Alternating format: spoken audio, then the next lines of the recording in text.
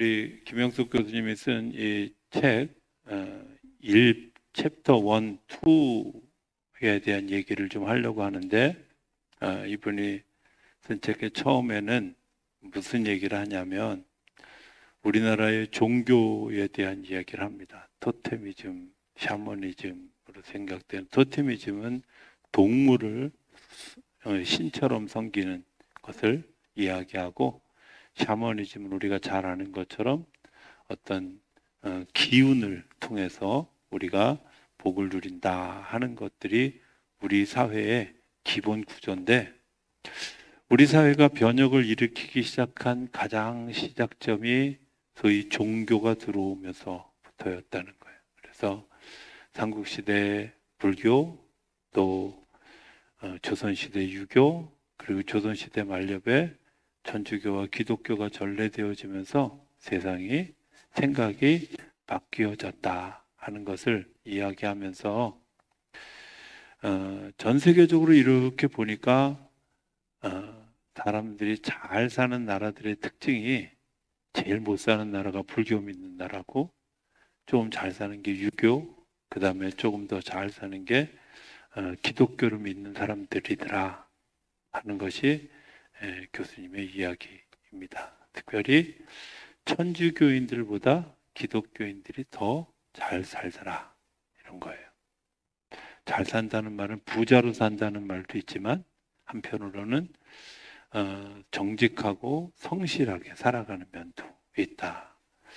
좀 벗어나긴 하지만 막스 베버라고 하는 사람이 쓴 프로테스탄트주의와 자본주의 정신이라고 하는 책이 있습니다. 이 책은 프로테스탄트, 그러니까 개신교와 카톨릭을 이렇게 비교해서 이 사람들이 어떻게 살아가고 있는가 하는 것들을 막스 베버가 좀 정리해 놓은 책인데요. 되게 어려운 책입니다.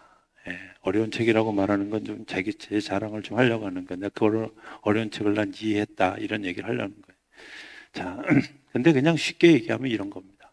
천주교를 믿는 사람들은 율법이나 제도 이런 것들을 잘 지켜서 공무원, 군인 이런 것들을 잘 하는 반면에, 개신교인들은 굉장히 도전적이고 또 모험적이어서 사업을 잘 하거나 또 정치인으로 성공하거나 이런 일들, 그래서 탐험가들이 이 개신교도를 통해서 일어나는 것을 보게 되었다 하는 것이 그가 하는, 그래서 천주교회보다 개신교회가 훨씬 더 잘 사는 나라를 만들었다 하는 겁니다.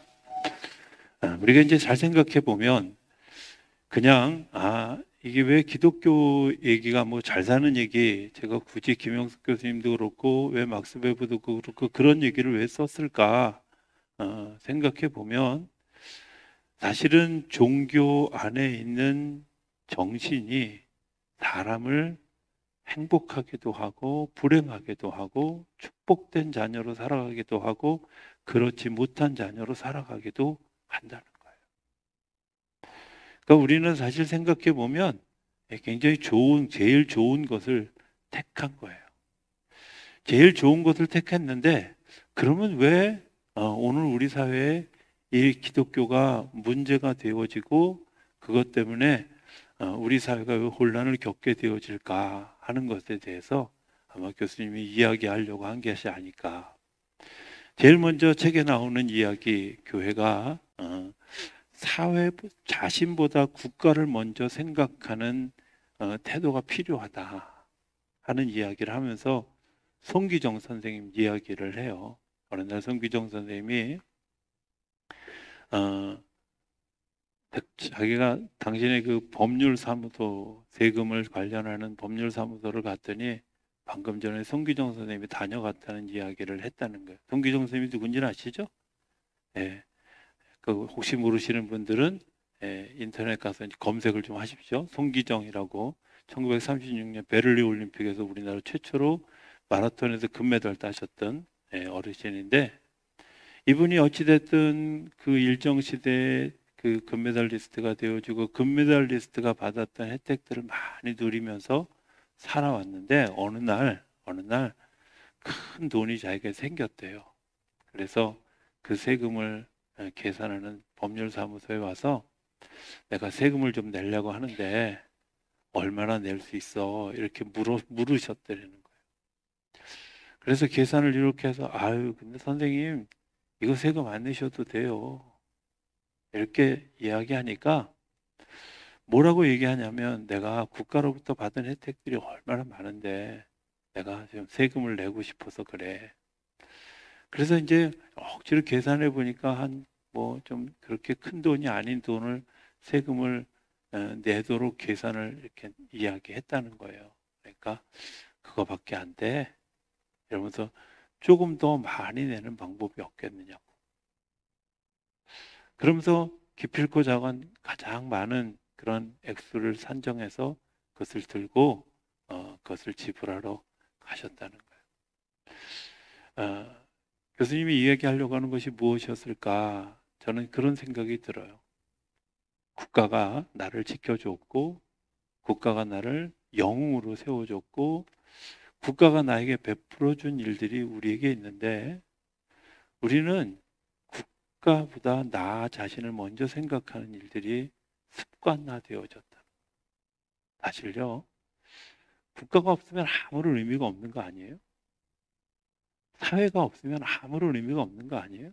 그런데 많은 사람들이 어느 순간부터 내가 중심이 되어지고 또 내가 앞서고 내 생각이 앞서고 내 결정이 앞서는 그런 일들이 우리 사회에서 너무 쉽게 일어나. 김영석 교수님이 이야기하는 기독교는 나보다 사회, 나보다 국가가 더 앞서 있는 그 일들을 예수님도 이야기하셨다는 거예요. 예수님은 단 한 번도 국가를 부정해 본 적이 없어요. 민족을 부정해 본 적이 없어요. 하나님이 세상을 이처럼 사랑하사 독생자를 주셨다. 이 세상을 사랑하셨다고 이야기해요. 어떤 사람들은 안 돼. 어떤 사람들은 아니고 어떤 사람들은 제외하고가 아니라 그 모든 사람들을 구원하기 위해서 예수님이 이 땅에 오셨는데 그 이 땅에 오셔서 한 일이 뭐예요? 자기 자신보다 지금 살아가고 있는 모든 사람들을 더 사랑하는 일이 우선이었다. 기독교의 정신은 나를 통해서 다른 사람들이 세워지고 공동체가 세워지고 축복된 역사가 일어나는 일들이 일어나게 하는 그런 정신, 고백, 마음을 가지고 있다는 거예요.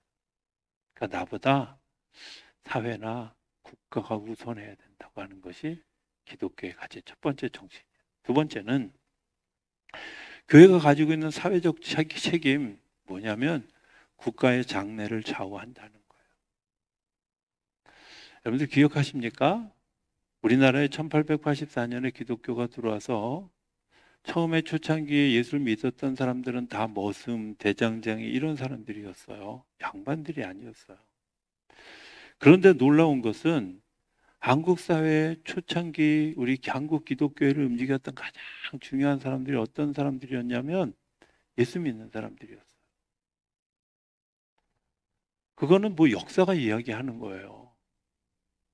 예수 믿는 사람들에 의해서 사회가 움직여지기 시작했고 특별히 일본이 우리나라를 침략하고 일본이 우리나라를 합방하려고 할 때 결사적으로 저항하고 그 일에 대해서 깨어 있어서 그 일에 대해서 아주 격렬하게 반응했던 사람들이 기독교인들이에요. 대표적인 분이 조만식 선생님이잖아요. 조만식 선생님이 했던 우리나라 IMF 때 금모으기 운동했던 그 효시가 조만식 선생님이었어요. 우리가 이렇게 일본에 비굴하게 합방되어지는 가장 커다란 이유는 빚이 많아. 그리고 그것 때문에 우리가 일본의 침탈을 받아들일 수밖에 없어. 우리 그 국채를 보상하기 위해서 우리가 가지고 있는 절약의 정신 그리고 우리가 모아서 우리가 이 일들을 합시다. 그래서 그 당시 시작했던 일이 뭐예요? 우리가 술 먹지 말고 담배 피지 말고 그리고 여흥을 즐기지 말고 그리고 검소하게 옷 입고 그리고 생활하면서 우리가 그것들을 국가의 빚을 갚읍시다. 이거 주도했고, 그게 조만식 선생님이 대통령이 아니었음에도, 왕이 아니었음에도 불구하고 사람들이 그것을 따랐어요. 그분이 총리도 아니고요, 장관도 아닌데 그분을 따랐어요. 왜? 이유가 뭐예요? 국가의 장래를 걱정하는 일들에 대해서 사람들이 동의했다는 거예요. 저는 이따금씩 그런 생각을 해보게 됩니다. 우리 사회에 정말 국가의 장래를 좌우할 만한 일들을 교회가 하고 있을까? 정말 그 교회가 그런 일들에 대해서 우리가 비전을 제시하고 여러분들 이렇게 하셔야 됩니다 라고 이야기하는 것들을 교회가 하고 있는가? 이렇게 질문해 보면 그렇지 않다.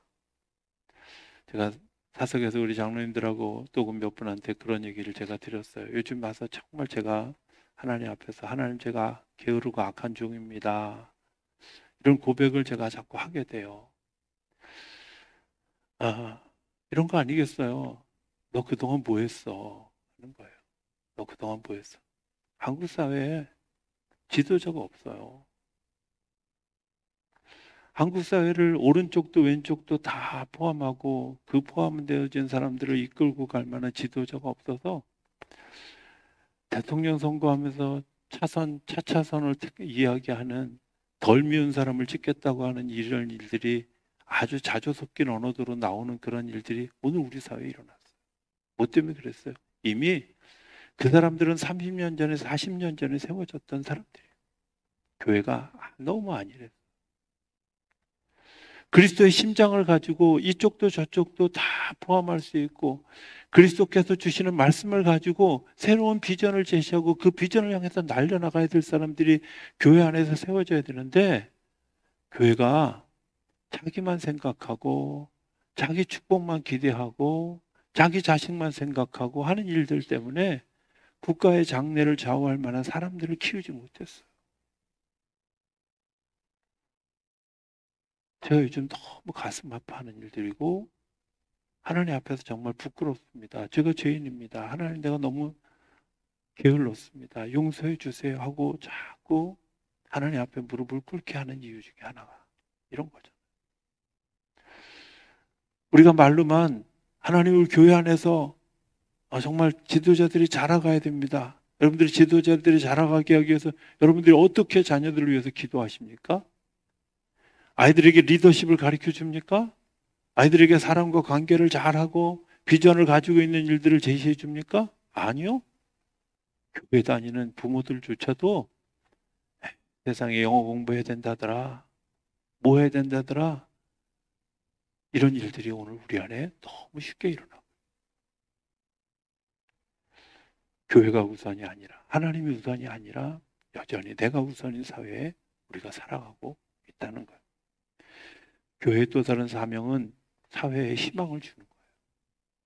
저는 교회가 희망일까? 이런 질문을 해보면 너무 안타까워요. 이런 거 아세요? 네. 요즘 세상에는 이렇게 얘기한대요. 그 집 시어머니가 권사님이래. 그러면 너무 좋겠다, 이렇게 얘기하면 얼마나 좋겠어요. 걱정된다, 이게 더 많아요. 이상하지 않아요? 네. 저 그런 얘기 들을 때마다 너무 가슴이 아파요. 아니, 그 거룩한 직분을 가진 권사님이 시어머니라는데 왜 안 좋아? 네. 죄송합니다, 권사님들 까서. 네. 현실인 걸 어떻게 해요? 교회가 세상에 희망을 줘야 되는데 제가 저를 쳐다봐도 제가 희망이 될 만한 사람이 아니에요. 네 번째, 나의 선택이 아니라 하나님의 섭리대로 사는 것이 교회가 가지고 있는 희망이라는 거예요. 한번 물어봅시다. 내 삶을 선택하십니까? 아니면 하나님의 뜻을 따라 살아가기로 결심하고 하나님의 뜻을 위해서 나를 포기하십니까?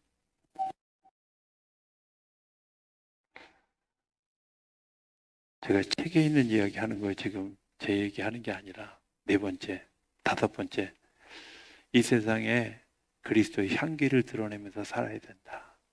이게 김영석 교수님이 얘기하는 1단원, 2단원에 나오는 얘기들 제가 종합해서 한 얘기.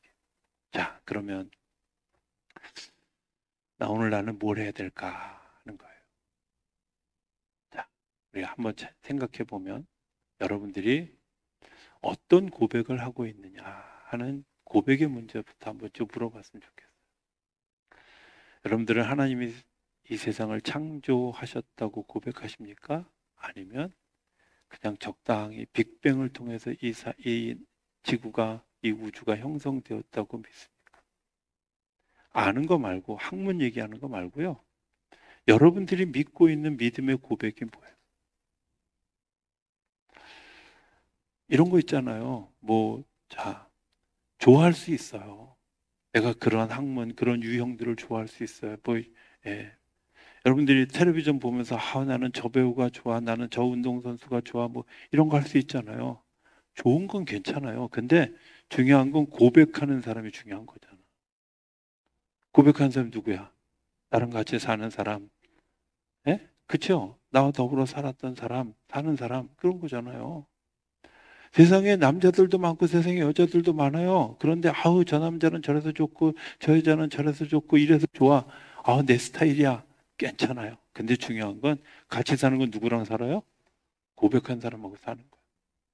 여러분들이 이런 이론도 좋고 저런 이론도 좋아. 그런데 중요한 건 뭐예요? 여러분들이 진짜 고백 속에 내가 정말 하나님을 나의 하나님으로 고백하고 있는지, 하나님이 나를 지으신 분으로 고백하고 있는지, 하나님이 나를 인도하시는 분으로 고백하고 있는지는 너무 중요해요. 여러분들 어떻게 고백하고 계셔요? 그 고백이 너무 중요한 거죠. 오늘 내가 주님을 뭐라고 고백하고 있는지, 주님을 어떻게 고백하고 있는지, 주님이 그냥 멀리 있는 하나님이 아니라 오늘 새벽에 얘기했던 것처럼 친구 되실 하나님인지. 오늘 새벽에 이런 얘기 드렸어요. 친구가 뭘까? 442장 찬성에 보면 주님 나와 동행하면서 나를 친구 삼아 주셨. 친구 삼아. 근데 그 친구를 88장 찬송은 뭐라 하냐면 나 외로울 때 친구가 되어주시고 내가 힘들 때 위로가 되어주시고. 역으로 생각해 보면 주님이 우리를 친구 삼아 주셨는데 내가 주님의 친구야. 근데 그럼 주님이 힘들 때 주님 제가 옆에 있잖아요. 이렇게 얘기할 수 있었어요? 주님 마음에 상처받았을 때 주님 하고 위로해 드린 적이 있었나요? 이미 우리는 주님이 친구 삼아 주셨는데도 불구하고 친구와의 거리에서 굉장히 멀어진 삶을 살아가고 있는 거예요. 여러분들의 고백 속에 예수님이 누구신가? 예수님이 정말 나의 친구인가? 나의 신랑인가? 나의 아버지인가? 나의 왕인가? 때로는 왕이신 나의 하나님을 찬양하면서 가끔은 이런 생각을 할 때가 있어요. 왕이신 나의 하나님 이렇게 찬양하면서 너는 왕의 명령에 순종했니? 옛날에는 왕이 어명을 내리면요 모든 얘기가 딱 끝나요. 드라마 보셨잖아요. 영화 보셨잖아요. 왕이 어명이요 그러면 내가 억울해도 사약을 받아야 되고 내가 억울해도 말을 그쳐야 돼. 그런데 우리가 왕이신 하나님이라고 고백하면서 정말 여러분들 주님의 말씀에 내 생각과 내가 가지고 있는 것들을 내려놓으십니까? 그러면 여러분들에게 주님은 왕도 아니에요. 나를 지으신 하나님 어떻게 고백하고 있는지. 두 번째 생각은 내가 자라는 삶의 자리가 되게 중요하죠. 여러분들 어디서 자라고 있어요? 저는 이렇게 생각해 봤어요. 초대교회에 보면 초대교회에 성경이 있었을까요? 없었어요. 성경 공부 교재 있었을까요? 없었어요. 자, 그러면 그분들은 어떻게 신앙생활을 유지했고 어떻게 세상에 증인이 되어줄 수 있었을까요? 그건 그들의 삶이었어요. 그들의 삶이 교재고 그들의 삶이 성경이고 그들이 살아가는 삶의 향기가 사람들에게 증인이 되어줬던 거예요. 예수 믿는 사람들 저렇게 살더라. 예수 믿는 사람들 저렇게 살더라. 저렇게 사는 것이 부활 신앙을 가진 사람들이지 이런 얘기잖아요. 성경도 없고 교재도 성경 공부 교재도 없고 누가 설명해 주는 랍비도 없어요. 왜? 이미 랍비들의 마른 권위를 다 잃었어요.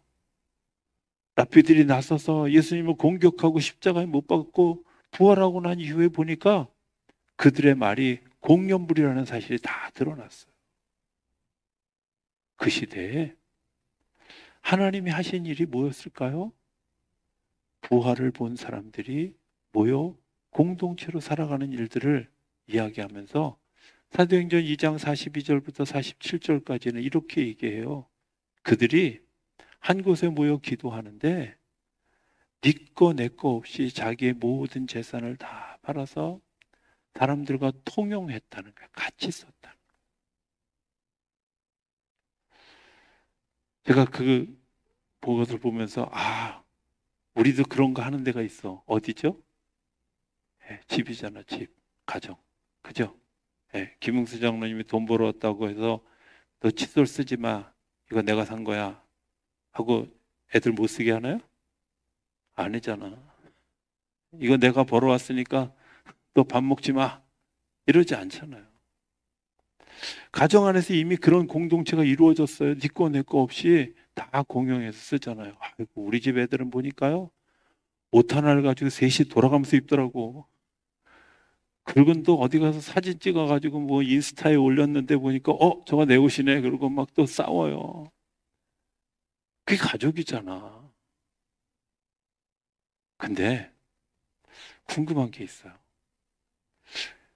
네 거 없이 내 거 없이 통용까지는 다 하는데 같이 모여서 삶을 나누고 저녁 기도하기를 힘쓰고 이렇게 하는 가정인가?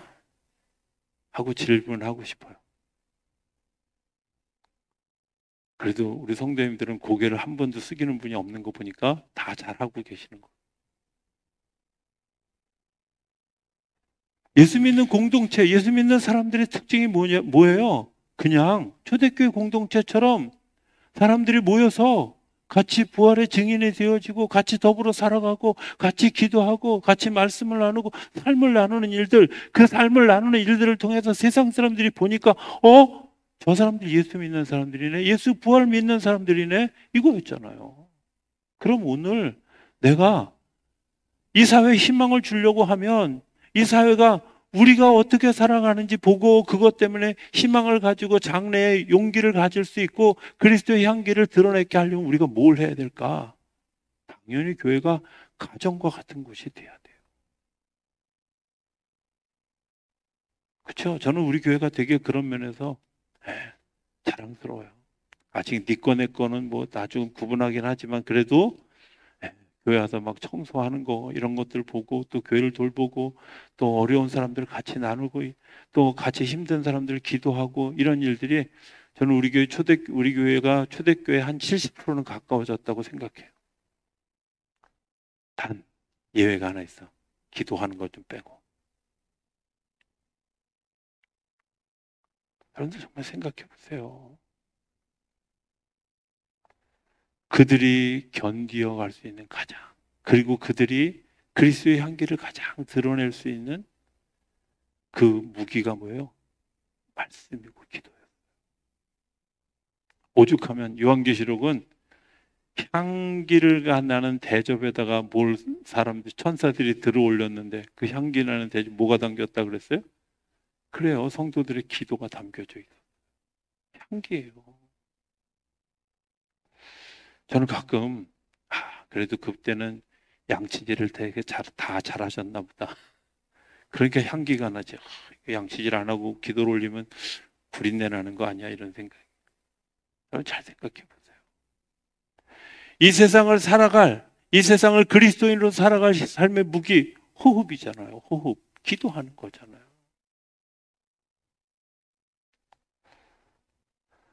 어느 날 제가 어디선가 글을 하나 써달라 그래가지고 써줬는데 안 실어줬어요. 왜 안 실어줬냐고 물었더니 목사님 이거 너무 공격적이에요. 뭐가 공격적이에요? 그랬더니 제가 거기다 그렇게 썼거든요. 우리가 다 산소호흡기 꽂고 있다고, 기도 안 한다고. 그래서 제가 그다음부터 산소호흡기 얘기 잘 안 하는데, 여러분도 그렇지 않아요? 우리 산소호흡기 꽂고 있어요. 연명하고 있잖아. 이 사회를 위해서 여러분들 기도하고 있습니까? 하나님 정말 우리 민족의 지도자들, 하나님 우리 민족이 오른쪽 왼쪽 구분하지 않고 좀 가운데 모여서 정말 삶을 나누는 일들이, 정말 미래를 걱정하는 일들이 우리 안에 일어나기를 그렇게 기도하느냐고. 세 번째는 이런 겁니다. 그들이 밖으로 나갔을 때 어떤 일들이 일어났을까? 카타콤이라고 하는 곳은 우리가 좀 알려진 것과 좀 다르게 사람들이 지하 100m 밑에 가서 살긴 하지만요, 그 사람들이 박해를 피해서 산 게 아니라 사실은 그들이 그 공동체 안에서 서로의 예배하기 위해서, 예배를 살리기 위해서 카타콤에 들어간 거예요. 나오는 거 자연스럽게 나올 수 있었어요. 아니 카타콤이 그렇게 있는데 디아스포라가 되어졌던 이유가 뭐예요? 그건 자유로웠어요. 선택이야. 여러분들, 내가 어떤 선택을 하느냐? 하나님의 뜻을 따라서 살아가기로 선택하냐? 아니면 내 의지대로 살아가기를 선택하냐의 문제예요. 정말 하나님의 뜻을 따라서 살아가려는 선택을 내가 하고 있다면 나는 주님이 말씀하신 대로 미워하는 게 아니라 사랑하는 거고, 내가 불평하는 게 아니라 찬송하는 거고, 내가 힘들 때 힘들다 하는 것이 아니라 같이 힘을 합해서 그 일을 걸어가는 거고, 우리가 정말 어려울 때 기도하는 거고요, 사탄의 공격들이 올 때 찬송으로 물리치는 거고요. 이런 일들이 우리 안에 일어나야 되잖아. 그게 하나님께서 우리에게 주신 마음이고 우리에게 주신 사명인데 우리가 그런 것들을 잊어버리고 있다는. 저는 이런 생각을 해봐요. 우리 현대교회에서, 현대사회에서 우리가 어디서 증인을 보는가? 어디서 증인을 보고 있나요? 책에서? 미디어에서? 가장 좋은 것은요, 가장 확실한 것은 사람을 통해서 경험하는. 나 저 사람 보니까 하나님이 살아있는 것 같아. 나 저 사람의 삶을 보니까 하나님이 살아계신 게 분명해. 이것보다 더 좋은 교육이요. 저는 기독교 교육을 전공했는데요. 기독교 교육을 전공한 굉장히 진보적인 그런 사람들이 모두가 한결같이 하는 말이 있어요. 뭐라고 얘기하는지 아세요? 가장 좋은 선생님과 가장 좋은 교재는 사람이다. 교육은요, 사람과 사람이 얼굴을 맞대고 하는 거예요. 1980년대 중후반쯤에 막 비디오가 나오면서 막 비디오가 그냥 만화, 성경 만화 비디오가 막 얼마나 많이 나왔는지 몰라요. 이야, 기독교육에게 신기원이 생겼다. 지금 그 비디오 다 어디 갔어요? 교회에서 왜 그거 안 써요? 그때 그 순간에는 성경을 내가 아는 데는 도움이 되는지 모르지만 내 인격을 움직이는 도구는 되지 않았다. 내 인격을 움직이는 도구는 사람이에요. 먼저 예수 믿은 사람들이에요. 진짜 도구는 내 삶의 자리라는 거야. 한신대학에서 오랫동안 교육했던 주재용이라고 하는 교수님이 계셔요. 교수님이 1980년대 중반에 글을 하나 썼어요. 이러다가 교회가 산으로 올라가겠다 하는 겁니다. 왜 그랬을까요? 네. 하늘로 올라간다는 말은 뭐냐면 예전에 절도 다 땅에 있었어요. 근데 그 절들이 왜 전부 산으로 도망간지 아세요? 조선시대에 유교를 국시로 하면서 절들이 다 산으로 도망간 거예요. 근데 기독교는 그거보다 더한 핍박과 박해를 받았어요. 일정시대를 경험하면서 너무 많은 사람들이 순교했어요. 근데도 왜 교회는 땅에 있을까요? 왜냐하면 땅과 하늘이 어우러져 생명의 열매를 낳기 때문에 그래요. 사람들의 삶의 자리에 있어야 되는 거예요. 내가 예수를 잘 믿기 위해서 산에 기도하러 갈 수는 있지만 내가 삶의 뿌리를 내리는 자리는 삶이 여기에요. 그래서 교회가 마을 한복판에 있고요. 그래서 교회가 마을 안에 있는 거예요. 교회가 마을하고 아무 상관이 없다면 여기 있어야 될 이유가 뭐 있어? 계룡산 꼭대기에 올려놓지. 예? 계양산 꼭대기에 올려놓지. 관악산 꼭대기에 올려놓고. 관악산 옆에 관음사 옆에다 교회 하나 지어서 같이 올라가 있어. 아니잖아. 진짜 중요한 건 삶의 자리에서 하나님과 나와 같이 나누는 일들이에요. 오늘 말씀 13절에 이렇게 하나님이 우리 안에 마음의 소원을 두셨다. 각 사람에게 하나님이 행하시는데 뭐 어떻게 행하시냐? 당신의 기쁜 뜻을 위해서 너희에게 소원을 두고 행하게 하신다. 하나님이 안 하는 게 아니라 하나님이 일을 하시는데 일을 하시는 게 어떻게 나타나냐면 하나님의 소원을 품은 사람들이 행동하는 일들을 통해서 하나님이 나타나죠. 하나님의 소원을 품은 사람들이 우리의 행동을 가지고 살아가는 것 같지만 하나님의 행동을 우리가 그 마음의 소원을 품고 행하는 일들이 우리 안에서 일어나야 된다는 거예요. 그게 생명으로 우리에게 이야기를 해요. 자, 이런 생각을 해봤어요. 13절을 묵상하다가 그냥 문득 미국에서 만든 헐리우드 영화 가운데 이런 영화들이 가끔 있어요. 여기서는 미국 땅에서는 범죄자인데 이 범죄자들이 멕시코 국경을 넘어가면 범죄자가 아니야. 왜? 더 이상 잡을 수 있는 뭐가 없어요. 우리가 잘 아는 쇼생크 탈출이라는 영화 있어요. 그 영화에서 감옥에 살던 사람이 탈출했잖아요. 어디 가서 살아요? 안 보셔서 모르시죠? 거룩한 사람들은 그걸 잘 안 보잖아. 근데 멕시코 가서 살아요. 비치에 누워가지고 자기의 옛 친구에게 편지를 보내죠. 거기서 그가 자유인이에요? 네. 여러분들, 내가 하나님의 나라의 백성이라면 하나님의 나라의 백성으로 살아가는, 세상은 하나님의 나라의 백성이 아니기 때문에 하나님을 알지 못하는 게 죄가 아닌지 모르지만 내가 하나님의 나라의 백성 된 사람들은 하나님을 아는 것뿐만 아니라 하나님을 높여드리는 것뿐만 아니라 하나님의 마음을 알고 하나님의 소원을 따라 행하는 것이 당연히 우리가 해야 될 일이에요. 선택의 문제가 아니라 필수의 문제예요. 주님이 오늘 우리를 향해서 계획하신 일들, 기대하시는 일들이 뭘까요? 나를 통해서 기대하시는 일들이 뭘까요? 여러분들을 통해서 기대하시는 일이 뭘까요? 우리가 기억하고 기도해야 될 일이라. 자, 14절에 보면 이렇게 얘기합니다. 모든 일을 원망과 시비가 없이 하라. 아니, 소원을 두고 행한다고 그걸 해놓고 바로 갑자기 원망과 시비가 없이 하라. 이 말은 바꿔 얘기하면요, 원망과 시비를 가지고 하는 일들은 하나님의 일이 아니라는 거예요. 내가 이렇게 열심히 일했는데도 왜 하나님은 나를 몰라줘? 알고 계셔요. 말씀을 표현하지 않을 뿐이지. 여러분들이 아이들이 이렇게 막 뭐 기다가 또 앉다가 걷다가 할 때 잘한다, 잘한다 하잖아요. 안 하나? 잘한다 하잖아요. 근데 애들이 학교 갈 때, 야, 너 학교 잘 간다. 이렇게 얘기해요? 안 하는데 뭐 해요? 물끄러미 학교 가는 아이의 뒷모습을 바라보면서 흐뭇해 하잖아.